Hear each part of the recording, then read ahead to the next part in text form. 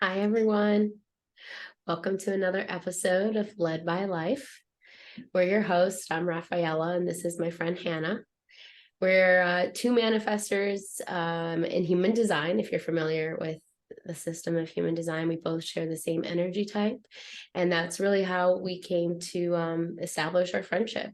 We realized that we love human design as a tool. We love the concepts of the gene keys and having deeper conversations around the human experience. So today we're going to explore gene key 3, gift 3. And so let's begin. Let's begin. Welcome. We were just having a conversation before about how we're feeling, and the energy is feeling lower today. Yeah. Like there, but feeling like just a little tired, you know. Showing up a little differently today, but I think it's good. I'm kind of, now that we've said it, I'm kind of intrigued to sort of see how it like unfolds. Mm, Mm-hmm. I agree. And I still have the same level of excitement. Like I'm just always so excited to chat with you. But yeah, we'll just see what comes up today. So we're exploring, like Rafa said, the third gene key, the third energy, and the shadow expression is chaos, and the gift is innovation, and then the Siddhi, the highest expression, is innocence. And yeah, I'm really excited. I feel so excited about this Siddhi, about this innocence. And Oh, well, sorry, go ahead. well, we can get into it, but I just love the thing I actually started doing this week. I know we talked about it. We both said last time that we're like, I'm not getting rid of this book. Like, I'm keeping this book forever. Mm-hmm. There's so much in here. I have tabbed it with all the different numbers, and I started highlighting this week. So I just got the highlighter out and started playing with annotating the book. But the thing that really stood out to me, and I've highlighted it here, is the gift of play. So I'm really excited to talk about that, because like how play and innocence and innovation are connected, I think is really exciting. Well, what do you think about what stood out to you the most about this understanding of play? So what it makes me think of, and I think he talks about it in the book, is about how imaginative children are and how there's no limitations.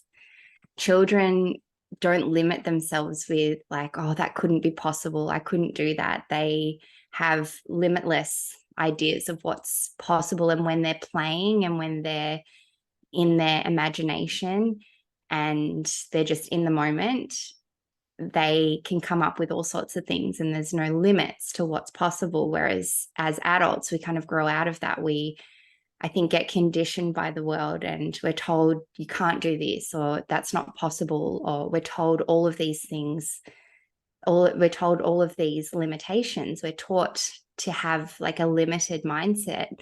And so I feel like that really limits our potential to innovate and create new things and to bring new things to life that haven't ever been invented or created before. Mm-hmm. Yeah. One of the things that stood out to me the most, and I think I like briefly shared this to you, but I might have like been super tired when I like was voice noting it. So I didn't like have the whole thought come out. But what I had thought about was there's a part in not only this section, but the chapters before it where he talks about us making this shift into our true brain being in the emotional solar plexus. And what I was thinking was, what if like that's the reason for this really big boom in the last however many years, and even now I can see it, of a lot of emotionally focused modalities in whether it be like psychology, personal development. That's what I sort of was wondering is, okay, not all of a sudden, because in some fields we've always been working with the emotional side of human beings.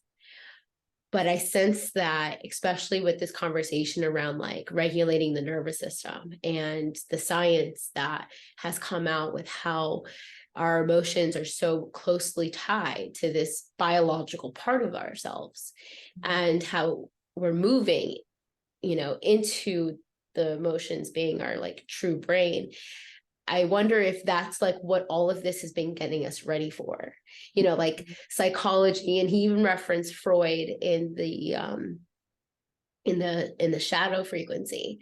And so to me, it's like a beautiful like screenplay of the transition of how we start to like really relate with our worlds, in that like we needed our humanity to be very much cognitively focused, to come up with the structures and the systems and the routines of things, and to have like sort of a logical understanding of how things can be in place.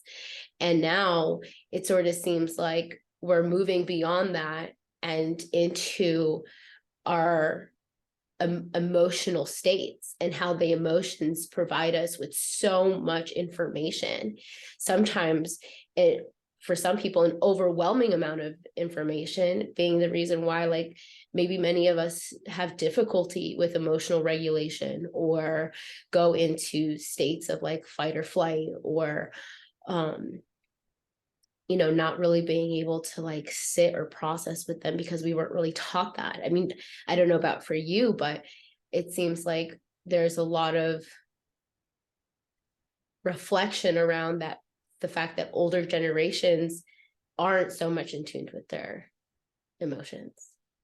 And it brought me to this concept regarding children in play. One of the works, one of the tools that is often given to people who are working with their emotional regulation is inner child work. So that's really like how it all came together for me, is like, wow, what if we're just coming back to like be more present with our inner child.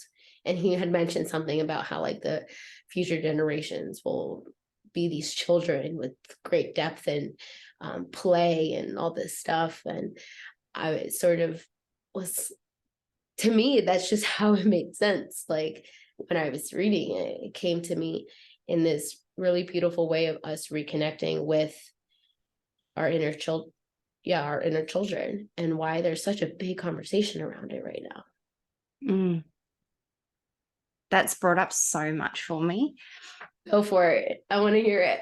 I don't know where to start, but what keeps coming up is this. This gate is in the individual circuit. Mm-hmm. So it's a very individual energy. And I think I was thinking about it this morning. I was thinking about authenticity, individuality, and what came up for me earlier was like tapping into that inner child is where we can connect with our authenticity. Because when we're a child, we're not overthinking, we're not in our mind thinking about who we are or how we operate, or we're not thinking about what's authentic to us. We're just being authentic. We're just being ourselves, right? But then that gets suppressed. And going back to emotions, we're taught you shouldn't feel this way. If you are upset or angry or frustrated, you're taught to calm down. If you're overly happy, you're taught to calm down.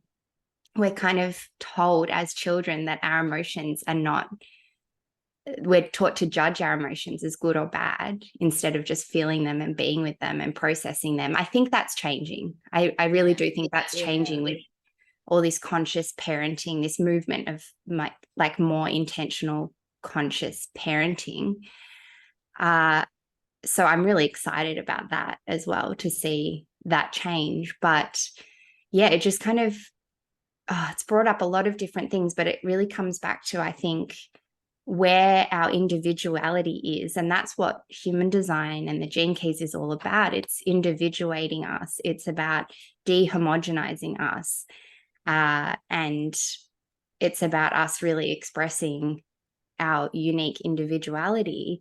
And that's where we can access it, I think, is tapping back into that inner child who's not caught up in the mind, not caught up in the conditioning of the world, and who's just being themselves and allowing themselves to play and to express and to imagine up like the greatest kind of possibilities. So yeah, that's what I thought of. Well, you know, when I thought about like innocence, I was like, all right, this one was one where I had to like sort of sit with it for a second and jot down some things of when I think of innocence, like, what do I think of? And immediately it's sort of like I have this image of like a child or a younger person in a very naive state. Like I have this like, and almost appearing as like shy, something like that. And then as I do with words, I like looked up the definition of what the whatever dictionary it is comes up with. And what stood out to me was that there's this like not knowing and not necessarily knowing the results or what's going to come of it. And it seems like very spontaneous almost, where like when you think about children and them having like this innocence, like they don't necessarily know the moment they pick something up, like what's going to come of it. Or when they put things together, like, you know, what's it going to build? Or the other thing that I thought was like not having the answers, of being able to sort of be in this state of like, I don't need to know, and that's okay. I'll just keep going, you know. But then what just came to me is like children often ask why. They're very curious. Yeah.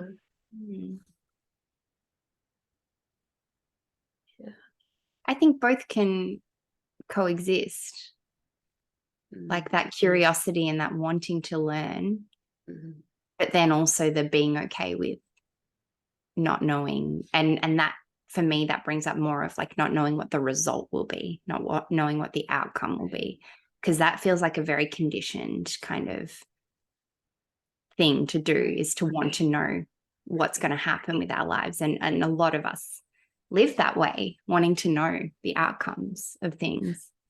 Well, it kind of, I feel like we're working a little backwards here, but that's all right. Because I feel like then that brings us to the shadow of, you know, one of the things that I noticed with both of the shadows in like the root of all of this idea of chaos is fear.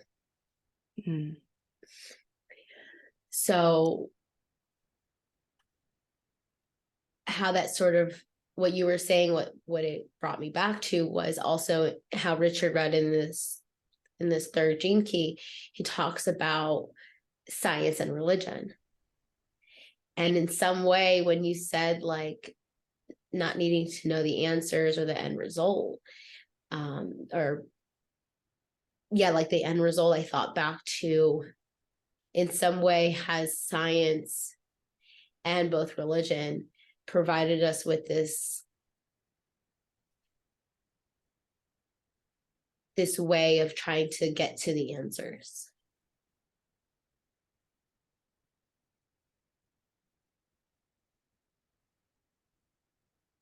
Yeah, and it's like science is so helpful because it can help us to make sense of the world that we live in.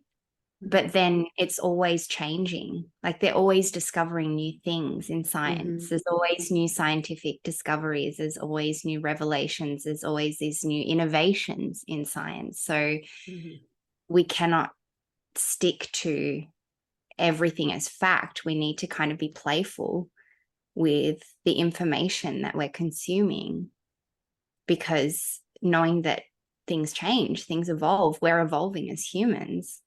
So of course the discoveries and the things that the ways in which we're innovating are going to evolve as well. Yeah. You mentioned something to me about how like the work of Joe Dispenza was coming up for you as you were reading this Third Gene Key. And I wonder if it's this one particular sentence that I think I actually underlined as well. Yeah. Tell me. It states that, here, I'll pull it up for you right now.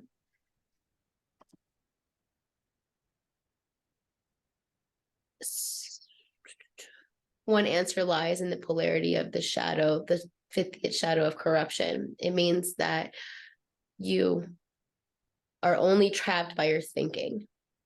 The wider you open yourself to the chasm that lies ahead of you, the more you realize that there never was any chaos. It was simply the difficulty of the beginning, which is the interpretation of the I Ching for this.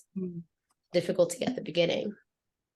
I loved that. I loved kind of the redefining of chaos, because we have this idea of chaos being like disordered. But then, yeah, like you said, he refers to it as just, it's not about disorder, it's about just difficulty at the beginning. And anytime we're starting something new, anytime we're like innovating, or I guess there's people coming out with these radical new ideas and concepts and innovations, it takes time for it to catch on. There's that resistance, because I guess it's the resistance is coming from this old fear-based way of doing things, this more primitive kind of way of operating and seeing things. Well, I think of, how when change is coming about, that usually there's fear. And, what he says, what it's shared about, can't even speak today, the repressive nature of this being like anal retentive, like this sense of chaos. And yes, like, well, the sense of like having this need to control. That's what I was meant to say. And then the reactive of being like this disordered, which can come out in this rage. And I was sort of like just thinking about how oftentimes when things are like new, how they can be difficult, and in our attempt to have sort of an understanding of like the end result, like maybe these two expressions coming out because it is so unfamiliar, or it is so the experience can feel very much like a not knowing. And unsafe as well, because it's not what we're used to. It makes me think of like when we're trying to change something about ourselves or our behaviors, there can be so much resistance. It can be so hard at the start because we're trying to operate in a completely different way than we're used to. It feels unsafe, it feels foreign, and that fear, that wanting to feel safe, keeps us in those old patterns, those old habits. And I'm sure this is something you see a lot in your work as a therapist, like people's resistance to change, even though they know consciously, they know they want to change or they want to improve their lives or heal or whatever it may be. Mm-hmm. Yeah, I'd be interested to hear your perspective. Well, it brought me to something else, like the whole point of bringing it back to what I was saying about, opening up your mind and how there's this relationship in this with how you perceive yourself. And he talked a lot about like the quantum biology of things, where I know you and I were discussing of how it was a little thicker to process all of that. And I wonder if this is why I brought up Joe Dispenza for you, because essentially, say that again. It was, yeah. Yeah. Essentially, a lot of his work, this is how I interpret it, is that you can change any state of your being with like through the power of changing your relationship with your environment, which is what he was describing. Richard was describing with the us being single-celled organisms to multi-celled organisms, and how it's coming to find out through quantum biology that the nucleus is actually in the membrane and not in the centerpiece, in the center of the cell. I hope I'm saying all of this correctly. And it sort of, to me, is how like the cosm, which I also had to like see how I refer to this word, is like the space that is between two things. And something that Joe Dispenza talks about is getting into the space that is between you and the external world, essentially like going into this quantum field where things are like infinite. And how that relationship is actually us connecting with this thing much greater than us that can actually influence us and help us to create the life that we want to live and be connected with something that's much greater than ourselves, God, source, spirit. And all of this brought me back to like in college, when I started learning about the field of social work. And one of the things that just immediately just made so much sense to me and that I gravitated to was this concept of person in the environment. And it's sort of this theory in social work that really what we're seeing is that the individual self is a representation and a reflection of its relationship to the environment that it's in. It is not just this sole person kind of having these thoughts and these feelings. And it's not so much individually focused, where maybe one would say that the field of psychology has been or was. And that sort of just beats, like, it just resonated so deep from then on. I'm like, this is like some of the like foundation of a lot of the stuff that I work with, because we're not here alone. We are here in relation to the things that are outside of us, and they can influence how we feel and the way we behave and how we think of ourselves or the beliefs that we carry. And, what we're coming to realize is that with our relationship with our environment, we can actually pretty much change our genes. Yeah. Wild. It goes deep. It goes deep.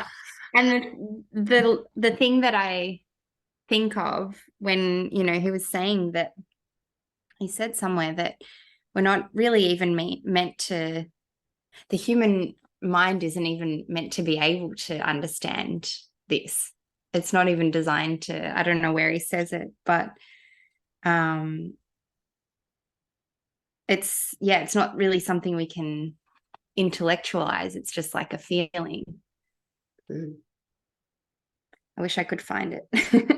Do you feel as if that stands out to you because this conversation particularly is more about how you can feel than it is about what you can like cognitively understand.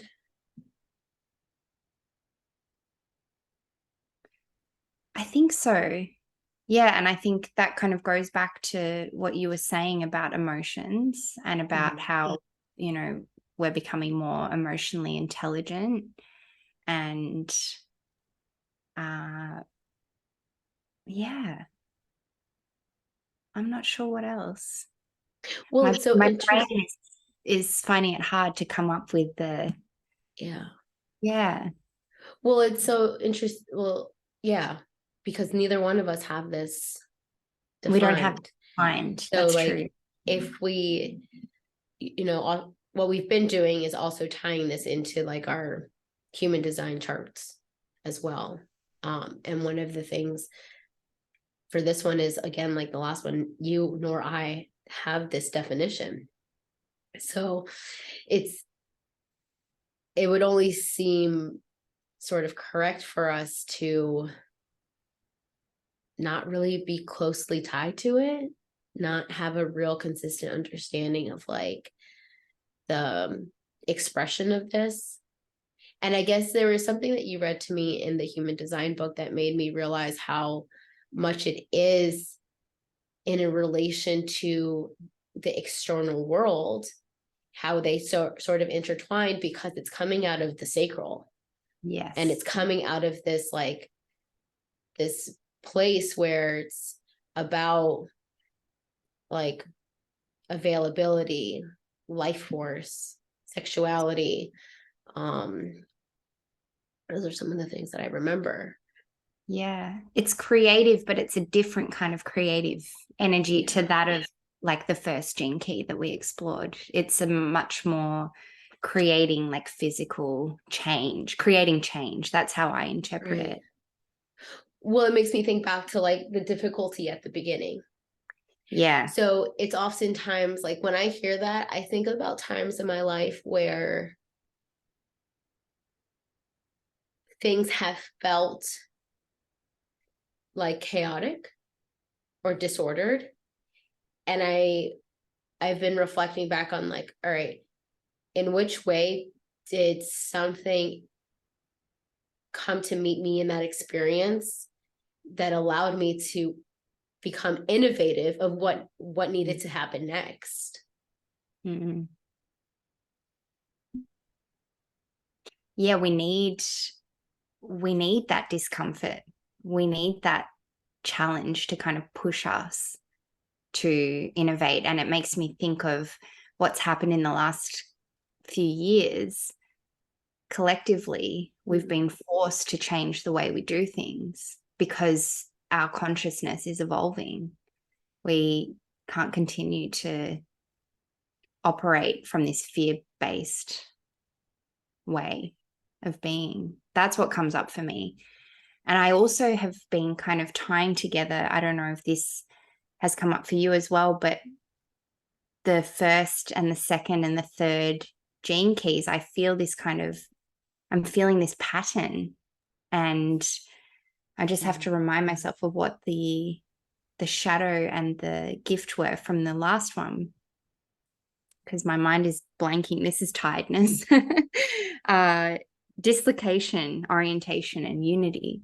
And then I saw a lot of parallels as well with the first gene key. Like I was saying, this entropy, so kind of emptiness, numbness, and then our inability as humans to sit with the discomfort of feeling uninspired, feeling like we're lacking creativity and inspiration. And I can just see how it kind of connects with this third energy of feeling that discomfort or that challenge at the beginning, starting something new, and also struggling to be patient for the innovation to come along, you know, struggling to get that surge of energy to create new things.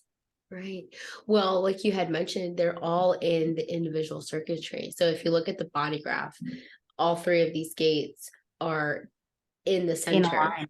Mm. Yeah. And from like what you and I have learned about together, if I'm for myself, the way I was understanding it is that if you relate this into human design, all of the energies are like being pressured from the bottom to the center or from the top to the center. Like they're all going this way.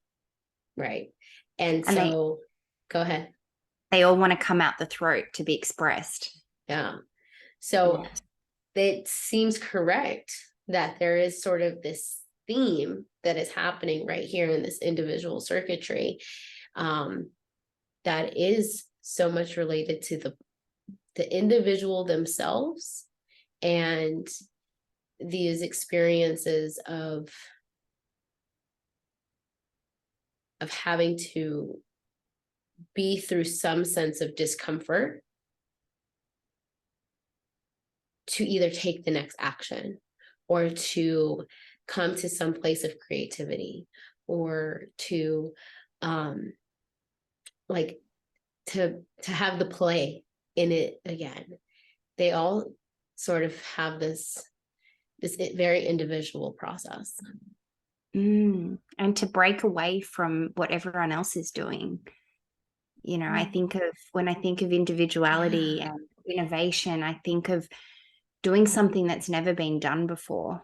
And that takes courage. That takes the opposite of fear, the courage to break away from the norm, from what everyone else in society is doing in order to create new things and new ways of being. And it also takes me back to like the theme of the individual circuitry. The individual circuit is empowerment. So it's not that it's all about the individual just doing themselves and being selfish and being in their own world, but it's necessary for individuals to innovate and to individuate and to break away and to do their own thing and to be different in order for us as a collective to be empowered, in order for the whole, everyone, to have these new innovations. You think of people who, the really obvious ones like Elon Musk or like, I don't know, Einstein, or you think of these, Joe Dispenza, these people who are kind of breaking away or have done things differently than other people. We need that, but then it's like that innovation or that individual creating something new is what then empowers and inspires other people to do the same. Mm-hmm. And correct me if I'm wrong, but don't you think that, like, if you think about where you and I are or have been in the most recent weeks, that we're sort of in this place as well? Totally. Yeah. I was listening to your most recent reel that you put, and then I was thinking about the conversation I had today with somebody who I'm working with for my website, and how I'm being met with this opportunity to reinvent myself, to show up differently in a way that feels more aligned with me, that is authentic to who I want to be in this present moment. And that sometimes takes a lot of courage, especially if, there's a tendency to do things to feel safer not being like rejected or not part of the crowd. Yeah. And maybe that goes back to that fear, that like more primitive fear of not being safe, not being accepted, not being not being accepted for who we are, and being rejected or isolated from the tribe. And so the reel that I shared on Instagram was about my relationship with Instagram. I've had this really turbulent relationship with Instagram over the last few years in particular, many years, but it's because I spent so much time when I started out on that platform. I was just doing nail art, which is what I loved to do at the time. And then as I changed and evolved, I wanted to share more of me. I wanted to express myself more. And we talked about this a lot in the first Gene Key, about this individual self-expression being such a big part of who I am. And so it might seem silly because I've struggled so much personally with how I express myself and how I come across to other people. And I've had this fear of rejection, and I've had this fear of people not understanding or misinterpreting me and not wanting to follow me and not wanting to get on my train. I'm just kind of seeing, as I'm saying this out loud, I'm seeing how this is a manifestor shadow, because we're here to blaze trails. We're here to create new things. We're here to have people just follow our train. You know, we're here to drive the train and then have people get on and follow the right people. But it was in that fear of people rejecting me that I was actually suppressing my creativity and not showing up fully as myself. And anyway, the reel that I shared was all about how I've come to this place of peace now, and it's taken me so long, but I've come to this place where I'm just like, I don't care who falls away. Mm-hmm. If it's at the cost of me being me and expressing all that I am, then that's fine. That's okay. And I'm okay with that. But the right people, it's just making space for the right people to find me. And I just feel like it is, first of all, our birthright to be our full selves and express our full selves and show up and share all the gifts that we came here to share. But it's so important from that individual perspective because it empowers others to do the same. It empowers others to be themselves. And that is where innovation, I think, happens, is when these individuals are showing up without those limitations, without that limited fear-based thinking and that worry about what other people think and what other people are going to say. And I mean, of course, do it with integrity, do it with kindness, do it with compassion. Like, yeah, I'm not just saying like, just go out there and say whatever you want and not care about how you might hurt people. Like, have that integrity and that responsibility of that impact that you're having. But yeah, I just think it's so important. Well said. I went off on a bit of a rant. That's perfectly fine. It was delivered very beautifully. And I think that that's one of the things, and I don't know if you sense this, but even with your real, and even sort of how I'm experiencing you today, there feels like this lightness that's been embodied around, this is how I'm going to show up. And it brings me back to something, I don't know, I think Jen and Zoe talks a lot about this, where it's like people can feel your energy behind something. And I can feel your energy behind the things that you've been sharing with me today, and even on that reel. It just sounds, it gives such an empowering feeling. And, you know, I don't know if you remember this or recognize this, but your sacral is actually completely undefined. I don't know how that relates to what I was saying, but I had looked it up earlier, and I don't know all of it, but it sort of sounds like there is so much wisdom that can be cultivated from these areas where we're really here to go through like a journey in it, by meeting these different experiences in life. And it has been a journey, and I do feel, and like, thank you for saying that and reflecting that back to me, because I do feel embodied now. I really do feel like I feel so much more confident in myself. And confidence is also something I've been contemplating lately, because confidence to me looks so much different now than what I always thought it was. I used to think that being confident was being loud and being extroverted and being kind of in people's faces. And I saw that as like something to aspire to. And so I kind of tried to mold myself to fit into this idea of what confidence was to me. But I've come to this place where I feel more confident than ever, but I'm not a loud person. Sometimes I can be. But for the most part, you know, when I speak passionately, when I speak with this enthusiasm, I can sometimes find my voice like coming across more loudly. But I'm not a loud person. I'm like a much more kind of introspective, quiet. I do have this kind of innocent energy, and that's another part of my chart, which I can share about if you like, because I've been thinking about innocence too. But really, like, I think the confidence comes in the embodiment of our true nature.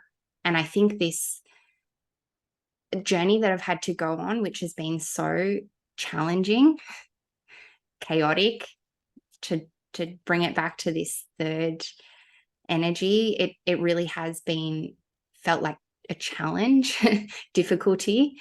But it's allowed me to then come to this place where I feel like I'm able to show up on a platform like Instagram, where I felt really like I don't fit in and I can't find my place for a long time. It's like I found my voice. And that's actually a big part of how I operate. So I'm seeing like all these different patterns come together, but this channel of initiation, I know I talk about it all the time because it's such a personal experience. It's also, I think it's an individual. It's an individual circuit, and it goes from the heart. It's like the passion of the heart, and it goes into the identity center. So it's a big part of my identity. And then it comes out the throat to be expressed through that creative self-expression. So I'm just seeing how it all comes together, and it's felt so challenging. I keep going back to this like difficulty at the beginning, but then it's like forced me to innovate. It's forced me to find a new way to create and to share. And it's taken me back to my innocence, which is like who I am, this childlike being who's not here to be thinking about what I'm here to do. I'm just here to be. I'm just here to express. I'm just here to play. And again, it's a journey. Of course, there's always going to be new layers and new challenges and new things that are going to come up. But yeah, thank you, because it just feels like exciting. I feel excited. Like now I can discover this whole new part of myself again. Yeah. Such a treat to witness. Honestly, I don't know if I feel like I would say it's starting to feel that way for me. But this idea of confidence has been like circulating for me too. And you know, as I'm saying that, I'm recognizing that creating a new way has been something that I've been experiencing a lot in how I show up, you know, whether it be with this or whether it be with my own practice or whether it be with Instagram or whether it be with other people or whether it be in my day-to-day. And I can almost pinpoint different times where there's been difficulty in the beginning of something. Like now I can look back and see it was the beginning of something. And it does feel so like just disordered and a lot of fear. And I say this like specifically in relation to like how I experience my body and my health. I've gone through quite like my own journey of having to get like get creative, I guess you could say, with how I'm going to heal myself. And that's sort of like when I talk about the person and the environment, that me starting college and learning about social work and all of that stuff was the beginning of me trying to sort of take more control over my life, which is so funny because Richard Rudd says ultimately, like, we think we have control. And I think you have to take that lightly because I think you do. I think in some sense you do have a lot of control over your life. So not everything is supposed to just be seen as black or white, but or this or that, all or nothing, because I feel like it takes a certain level of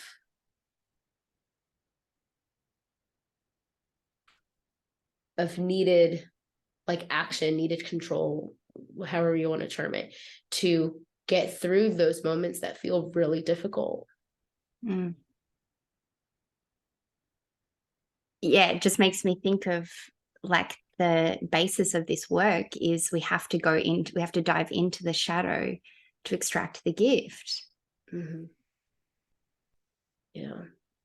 Yeah.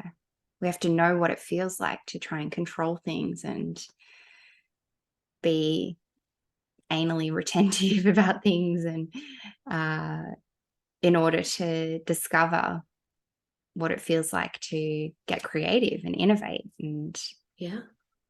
be more playful, be more childlike. Yeah. Yeah. Absolutely. Yeah. I don't know if there's much else that I could say regarding this third gene key. Because right now I don't feel so connected to like chaos. As I'm saying that, maybe last year I did. Maybe last year I did feel like there was a sense of just,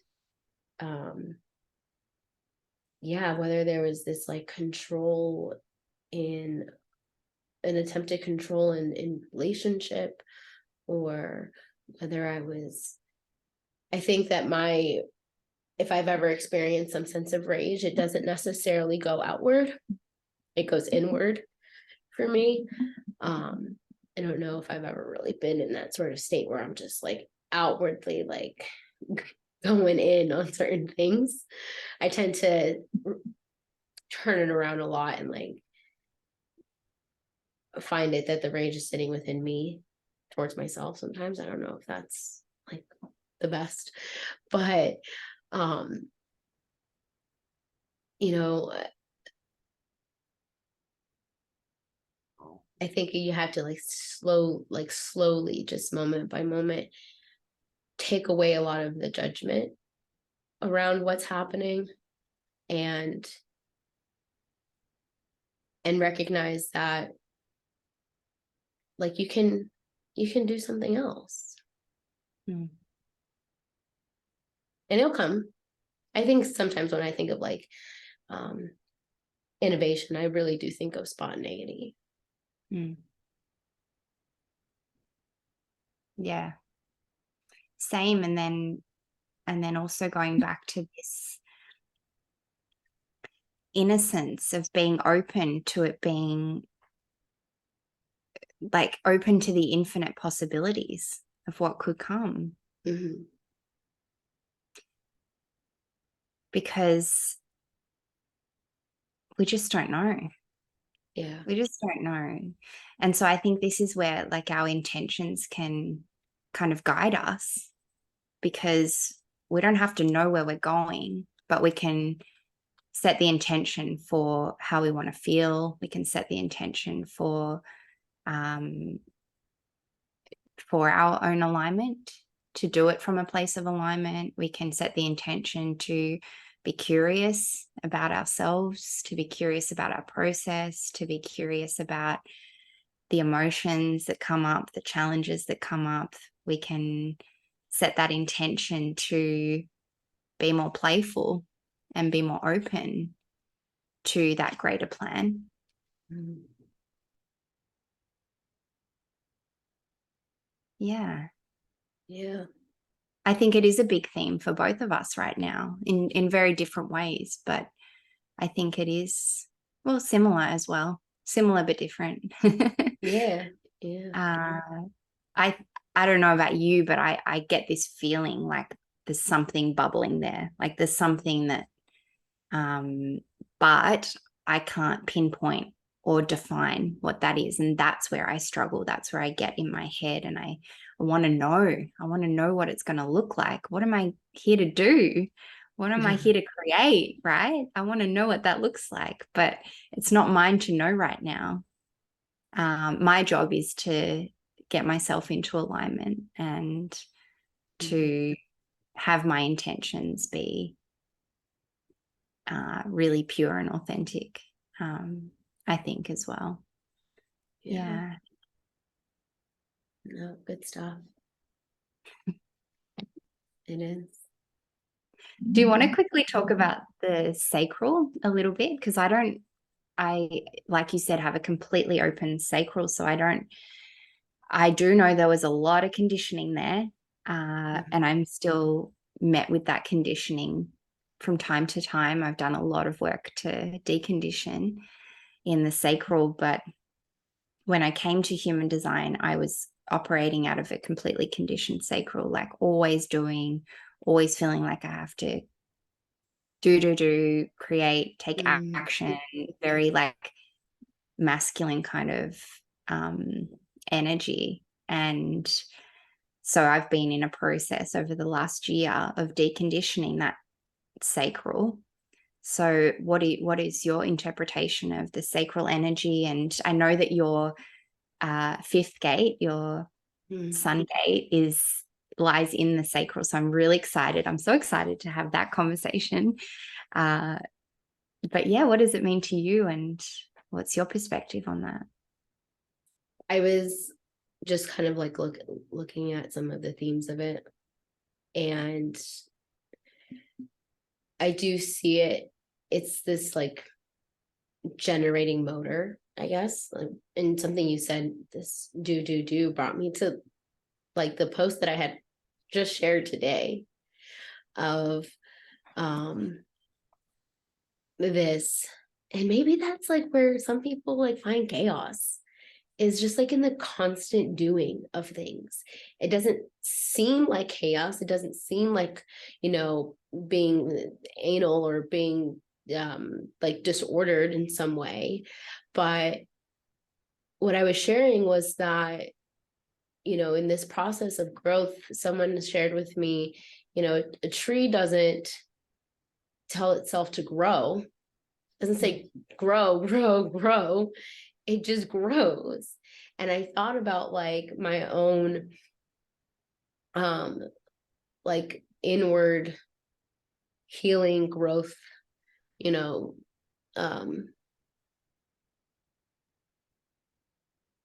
personal development journey, whatever you would say.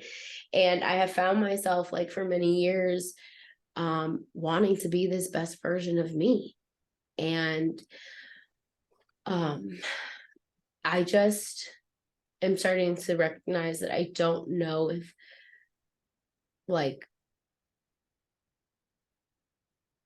constantly trying to do something is really serving me, or has really served me. And one of the things of like the not self theme of the sacral is not knowing when enough is enough.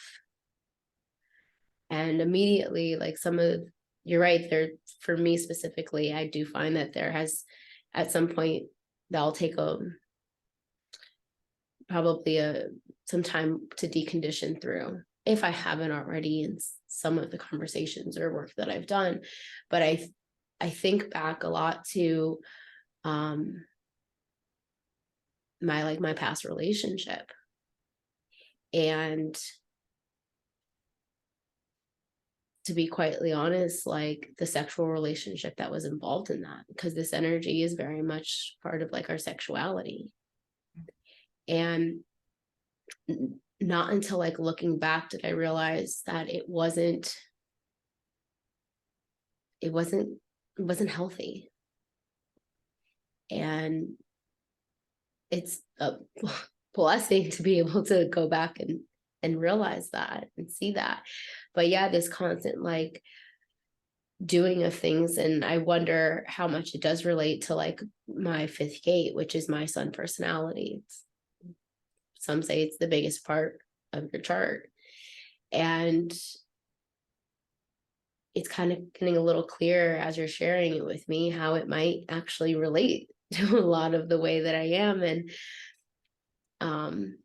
a lot of what I'm like here to really learn is this, which we'll talk about more at like the fifth, but this patience and knowing like the season for things and having patterns and rhythms. But you know, for me, like the sacral is sort of this, it's kind of like this energy center where it can be on and it can be off. Like I can do and I cannot do. But that takes like sort of a step back into recognizing, all right, like, why am I about to do what I want to do? And can I take a moment, because I have a defined heart. So if I have the motivation and the willpower, the passion to do something, like I can take that energy and I can put it towards whatever I want if those things are involved. And so it gives me sort of like a basis to stop and question myself. If I'm doing this to force something to happen, or if I'm doing this because it truly, really feels right for me. And that's where I guess you can check in with your authority, your heart. Is your heart in it? Do you have the desire and the passion and the will to do whatever it is? Mm-hmm. Yeah. Yeah. Yeah, because we're even having the open sacral, it's not to say that we're not here to take action. It's just that that's not how we're designed to consistently operate. And so in forcing ourselves to do all the time, we're taking that energy away from doing the things that are really aligned and that are really going to move us forward towards what we're here to do. That's how I'm trying to see it. It's not that I'm here to just do nothing and rest all the time because I don't have a defined sacral. It's that we have that ability to tap into the wisdom of knowing when enough is enough, or knowing when to take action, and it's a process. It's something that I'm learning. I'm sure you are as well, but I think that's the wisdom, right? That we're here to extract from the open sacral. Yeah, possibly. I'm not really entirely sure, to be honest with you. I'm not sure either. I can't. It could be. But it makes me think, and I don't know if I have it correct, if it's relating to other part, but it doesn't really matter. I think about just back to my post of what I said of like constantly doing things, is it to reach some sense of success or happiness or peace? And I think that we're actually block ourselves from experiencing the integration of everything that we're doing if we're constantly just keep doing it. It's like why rest periods are so beneficial. Like I, especially when it comes to like movement and working out, and I might have shared this in one of the other episodes, that like I say, like when my comeback is like, it feels so good because I've allowed my body to like restore itself and kind of just like be.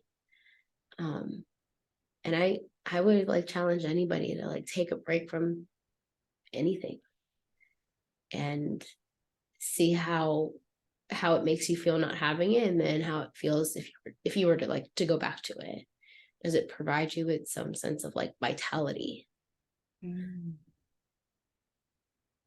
Yeah, you did. You said that in the first Gene Key. I remember that. Mm-hmm.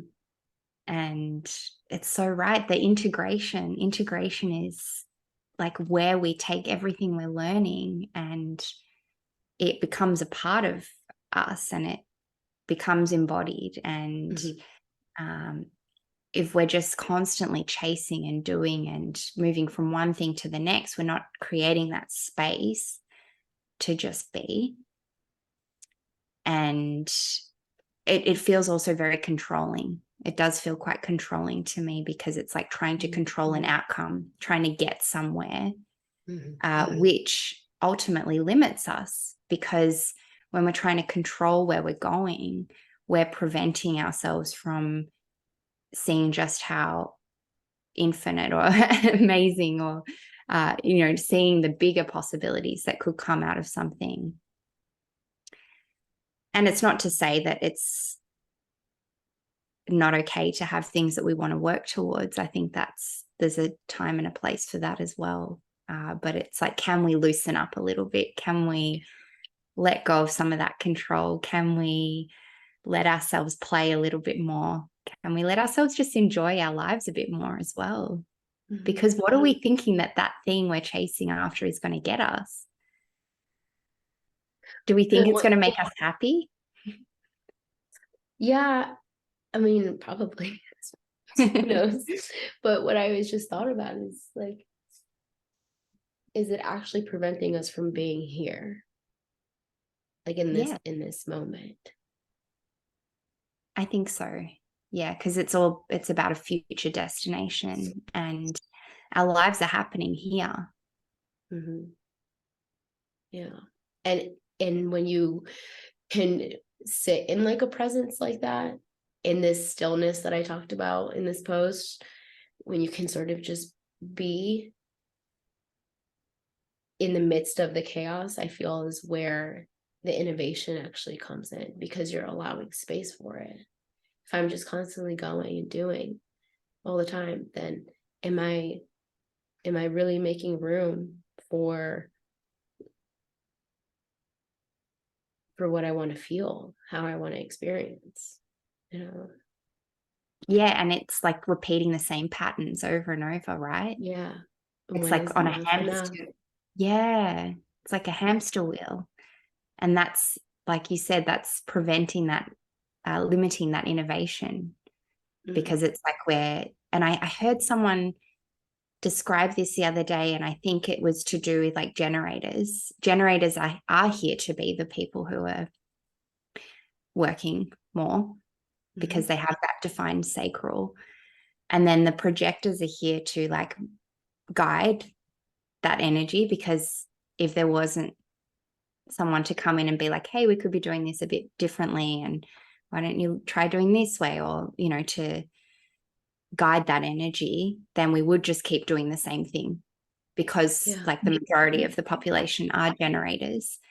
And then manifestors are here to kind of pave new ways and to blaze new trails and to pave those new pathways. And then the reflectors are here to reflect back how we're doing it. How are we doing? Yeah. Do you know any reflectors? Do you have any reflectors in your life? No, but I thought I had met a reflector the other day, and then it turns out that she actually has manifestor energy. But it makes sense because when I ended up looking up her chart, she only had 2 defined centers. So I was like, all right, makes so much sense as to why I probably thought that. But what I was gonna mention was that what you're sharing brings up a lot of like the rat race. Yes. Yeah. And when you get out of the rat race, and this has been like my personal journey. I mean, it's not like I was in the workforce for so long, okay, but I have been sort of like, it from my experience, I've been working since high school, but in many other ways before high school is I working in some way to like create the life I want, or to feel better, or to change my situation or the circumstances I was in. And um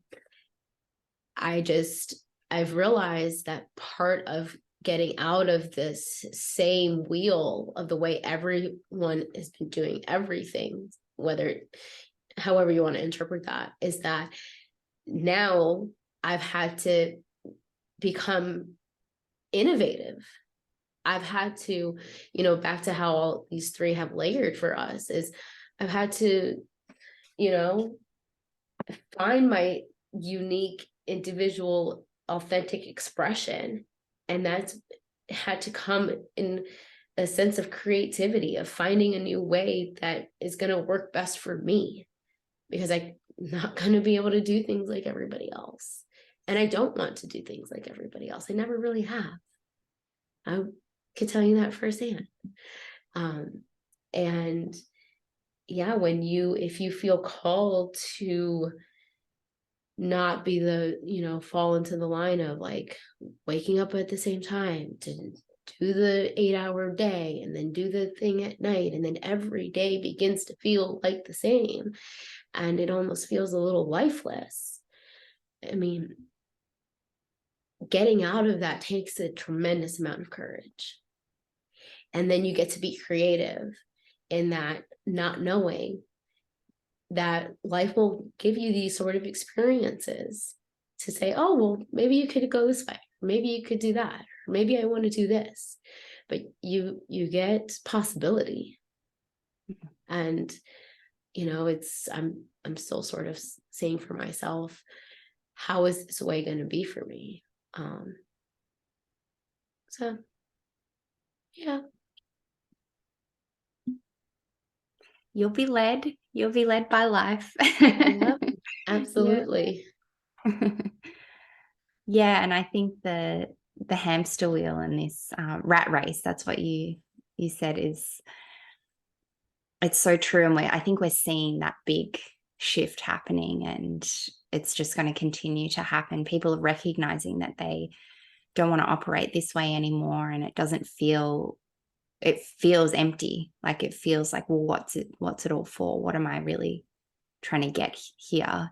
And to go back to the generators, I think I don't really know as much about generators because I'm not one. I don't know what it feels like to be a generator, but I do know that they're here to do work that they're lit up by, right? Yeah.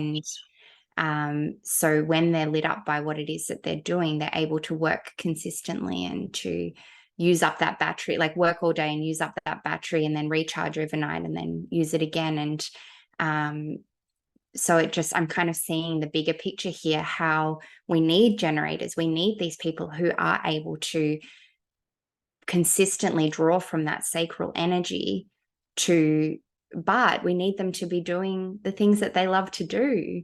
And maybe it's the manifestors or the projectors or the other energy types as well, who can support them in showing them what it is that they love and guiding that path. And I'm not sure, because I'm not a human design expert, or I don't know, I'm just kind of trying to see how it all kind of comes together. But it's not to say that working a lot is a bad thing, but if we're working on things that aren't really lighting us up and aren't really bringing us joy or fulfillment, or aren't actually contributing our gifts in the way that we were designed to contribute those gifts, then we're buying into a system that is outdated and that does not support us as a collective, as a society, to fully express ourselves in the most like innovative ways, or the most creative ways, or individual ways. I think that was a perfect way to like bring it all the way around. Yeah. Yeah. So if anybody has the Gene Key 3 or the Gift 3, Gate 3, we'd love to hear from you. Share us how it is for you, because Hannah and I don't necessarily always know. We're just going on a whim here. And yeah, well, stay tuned for our next episode. And it was so lovely to be in the presence of all of you and to have this conversation. Yes, I love these chats, Rafa. I love connecting with you and exploring. Can't wait to do it again soon. Thank you, everyone. All right. Thank you. Bye.